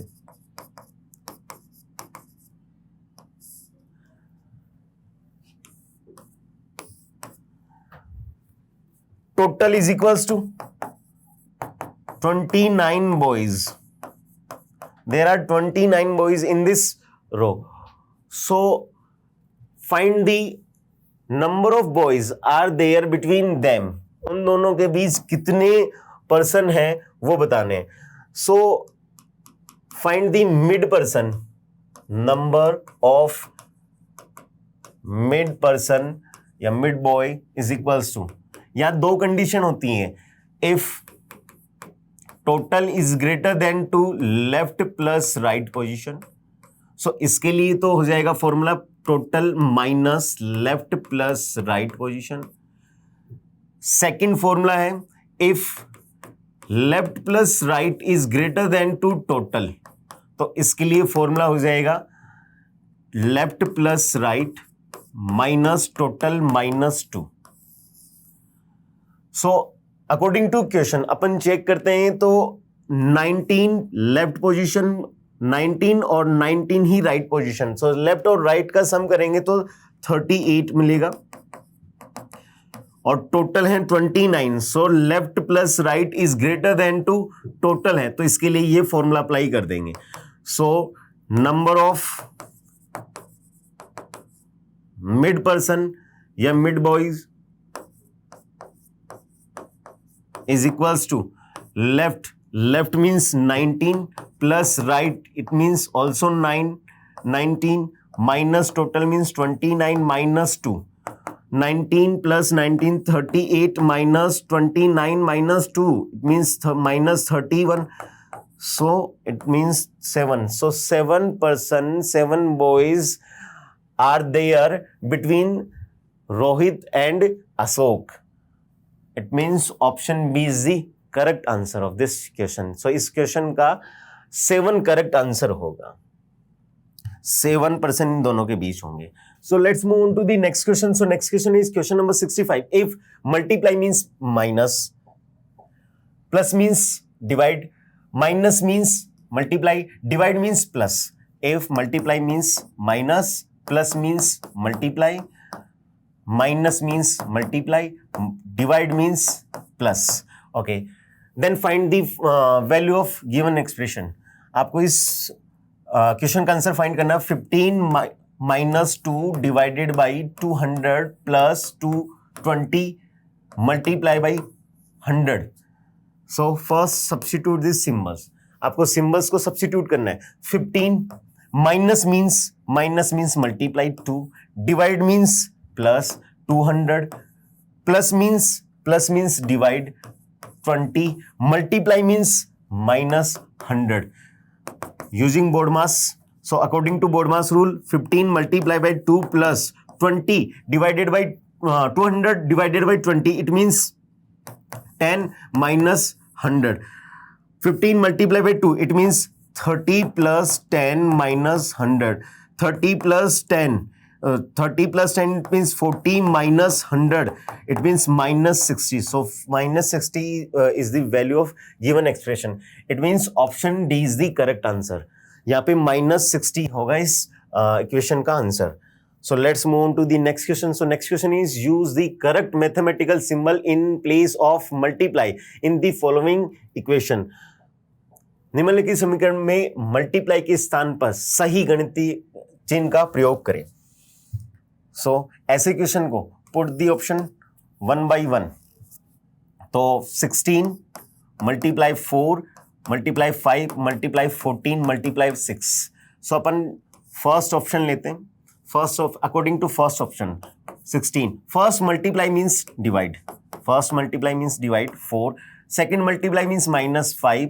Third multiply means 14 is equals to 14. Fourth multiply means multiply 6. So according to BODMAS, 16 divided by 4, it means 4 minus 5 is equals to 14 into 6. 14 into 6.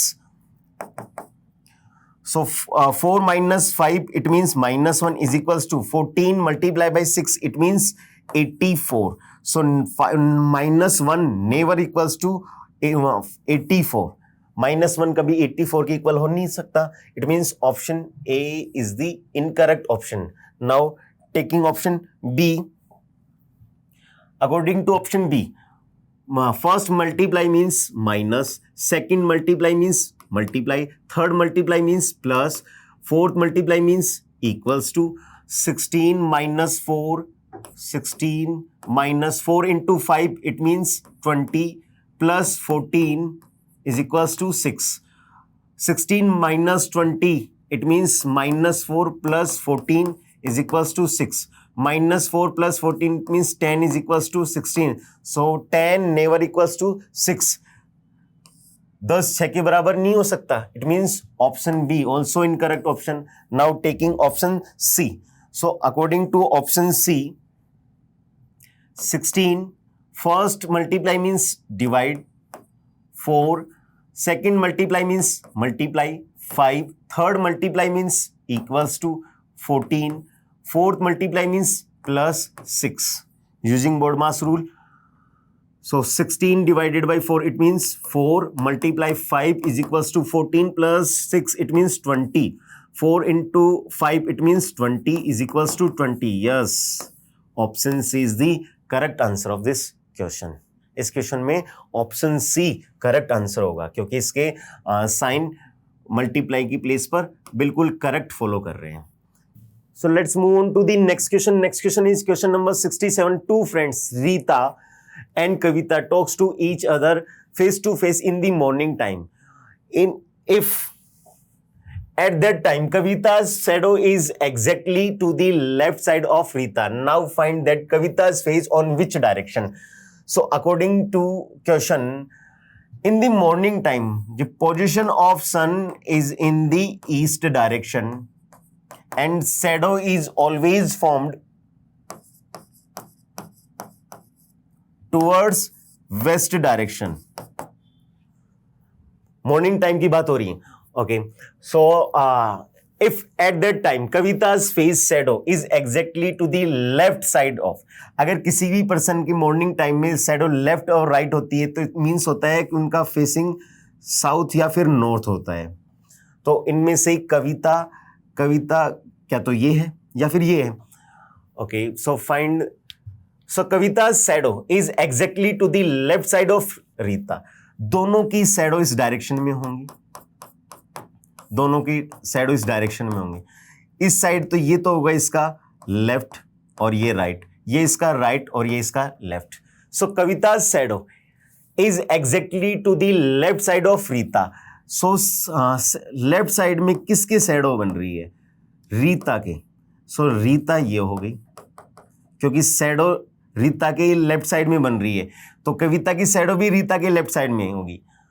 सो और ये हो जाएगी कविता.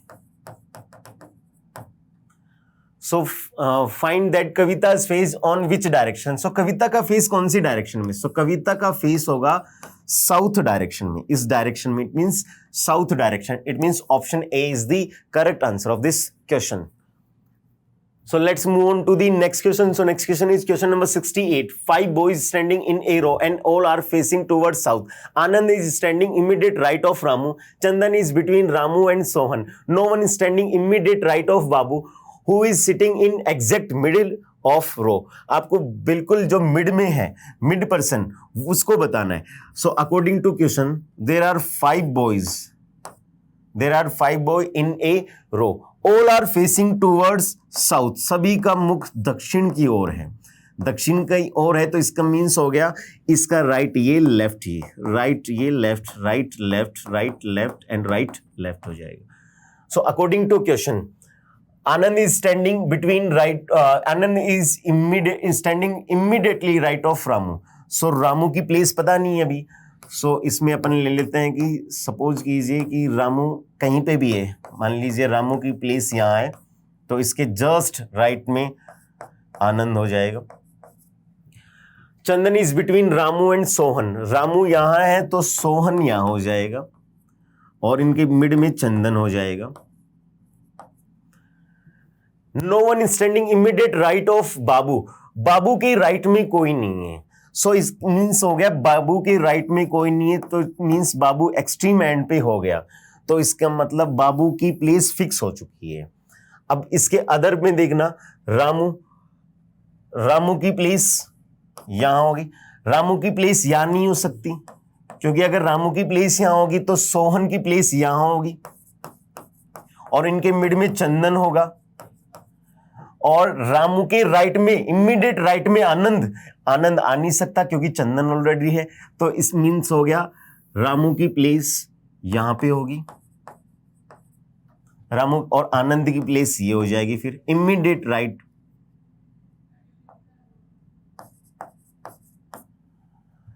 सो सोहन की यहां हो जाएगी क्योंकि रामू और सोहन के बीच एक पर्सन है चंदन, तो चंदन की प्लेस यहां हो जाएगी। So according to question, who is sitting in exact middle of row, पंक्ति के बिल्कुल मध्य में कौन है? सो पंक्ति के बिल्कुल, रो के बिल्कुल मध्य रामू है। So here A is the correct answer of this question. So let's move on to the next question. Next question is question number 69 and 70. In following question given below, one question and two statements number 1 and 2 are given. You have to decide whether the data provided in the statements are sufficient to answer the question or not. Read the both the statements and give an appropriate answer. Okay, so question is find the value of x to the power x multiply 3 की power y. So find the value of 2 की power x multiply 3 की power y.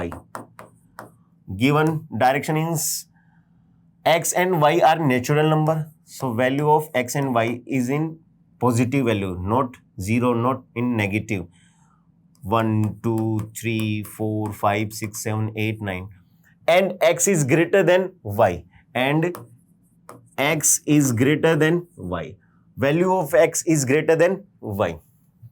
So first taking both statements separately. सबसे पहले दोनों statement को अलग अलग लेंगे. अगर उनसे आंसर नहीं आता है तो अब दोनों को कंबाइन करेंगे. So taking of statement first के अकॉर्डिंग देंगे. Sum of value of x and y. Sum of value of x and y is equals to 8. x plus y is equals to 8. तो यहां से x और y की value तो find नहीं हो सकती. So according to statement second, product of value of x and y is 12. x और y का वैल्यू का प्रोडक्ट कितना आ रहा है? 12 आ रहा है. x multiply y is equals to 12. So x multiply y is equals to 12. तो यहां से भी x और y की वैल्यू तो फाइंड नहीं हो सकती. So अपन दोनों स्टेटमेंट को कंबाइन करते हैं. तो अपन देखते हैं कि x की वैल्यू क्या क्या हो सकती है. x की वैल्यू क्या क्या हो सकती है? x की वैल्यू और y. x की वैल्यू अगर 1 है तो y की वैल्यू 7 होगी क्योंकि x प्लस y 12 8 होता है. तो x की वैल्यू 1 और y की वैल्यू 7. तो यहां से x की वैल्यू नहीं आ सकती क्योंकि x ग्रेटर देन होना चाहिए y से.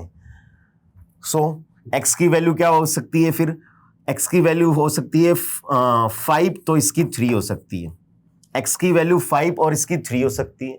x की वैल्यू अगर 6 है तो y की वैल्यू 2 होगी. x की वैल्यू अगर 7 है तो y की वैल्यू 1. इससे ज़्यादा नहीं हो सकता. तो x की वैल्यू आ सकती है 5, 6 एंड 7 और y की वैल्यू 3, 2, 1 आ सकती है क्योंकि x ग्रेटर देन y होना चाहिए. x ग्रेटर देन y होना चाहिए और x इन दोनों का सम 8 होना चाहिए. दोनों का सम 8 भी है और x ग्रेटर देन y भी है.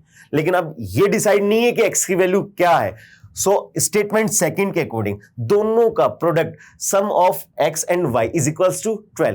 दोनों का प्रोडक्ट 12 आ रहा है. सो ऐसा कौन सा पेयर है जिसके दोनों का प्रोडक्ट का सम 12 आ रहा है? तो यहां पे है x is equals to 6 and y is equals to 2. अगर 6 इंटू 2 करते हैं तो 12. सो स्टेटमेंट के सेकंड के अकॉर्डिंग ये प्रूव होता है कि x की वैल्यू 6 और y की वैल्यू 2 हो जाएगी. सो अपन इसकी x की value, so x is equals to 6 and y is equals to 2 हो जाएगा. सो अपन फाइंड कर सकते हैं 2 की पावर x इंटू 3 की पावर y अपन फाइंड कर सकते हैं इजीली. सो 2 की पावर 6 मल्टीप्लाई 3 की पावर 2 ये अपन फाइंड कर सकते हैं. सो आपको फाइंड नहीं करना है, आपको सिर्फ ये चेक करना है कि जो गिवन डेटा है ये सफिशिएंट है या नहीं आंसर देने के लिए. Yes, the data in statement first and second together are sufficient to answer the question. इन दोनों कथन 1 तथा कथन 2 में दिए गए आंकड़े एक साथ मिलकर पर्सन का उत्तर देने के लिए पर्याप्त हैं. It means option C is the correct answer of this question. So let's move on to the next question. So next question is also data sufficiency based question. In following question given below, one question and two statements number 1 and 2 are given. You have to decide whether the data provided in the statements are sufficient to answer the question or not. Read the both statements and give an appropriate answer.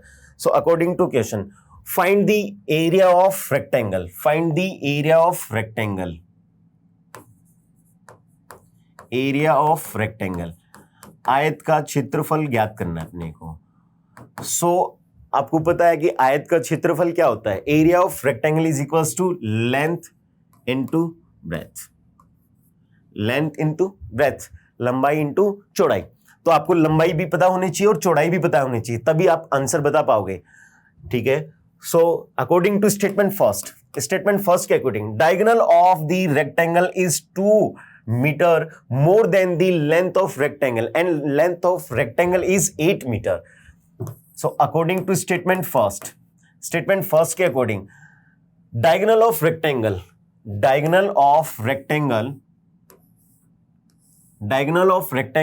is more than the length of rectangle and length of rectangle is 8. तो इस rectangle की length है 8, तो diagonal कितना हो जाएगा? 8 plus 2, it means 10 हो जाएगा. सो अपने पास लेंथ तो है बट ब्रेथ नहीं है, लेकिन अपनी आप से लेंथ ब्रेथ फाइंड कर सकते हैं यहां से पाइथागोरस थ्योरम यूज करके. So according to Pythagoras theorem, hypotenuse square is equals to perpendicular square plus base square. कर्ण स्क्वायर इज इक्वल्स टू लंब स्क्वायर प्लस आधार स्क्वायर.